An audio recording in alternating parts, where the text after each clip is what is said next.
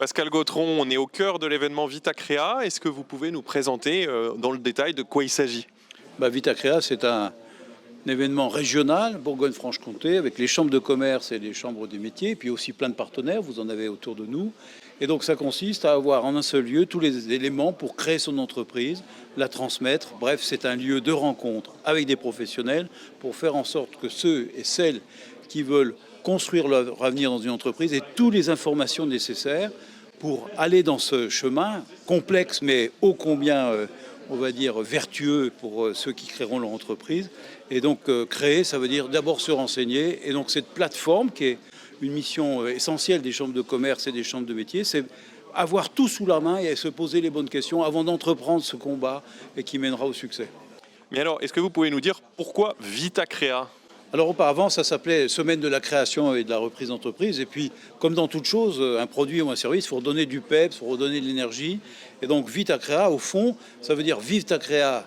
C'est-à-dire, on vit lorsqu'on est créateur ce projet, puisque c'est quelque chose qui vous habite, qui est essentiel. Et puis, Vitacrea, au fond, ça veut dire que tu vas t'engager dans la vie. Et donc, Vitacrea, c'est vivre le maintenant et vivre dans le futur. Est-ce que vous pouvez nous parler du coup des organismes qui nous aident à réaliser cet événement Vitacrea? Bien, vous avez nos partenaires, nous avons le Crédit Agricole, la BPI, et puis aussi le Conseil régional, parce que sans eux, nous ne pourrions pas le faire. Puis aussi également les fonds de la Chambre de commerce et la Chambre de métier. Mais ces partenaires nous permettent d'avoir ce plateau de qualité que vous avez aujourd'hui. C'est notre mission, c'est notre volonté, servir l'entreprise et les hommes. Et bien entendu, les femmes aussi. D'accord, alors je vous ai posé la question en tant que président de la Chambre de commerce. Si je m'adresse maintenant aux chefs d'entreprise, est-ce que vous auriez un conseil que vous pourriez donner à tous ces créateurs qui peut-être demain vont créer une entreprise? Alors être créateur d'entreprise, on est seul. Et donc on est seul devant une multitude d'informations et de choses que l'on doit traiter.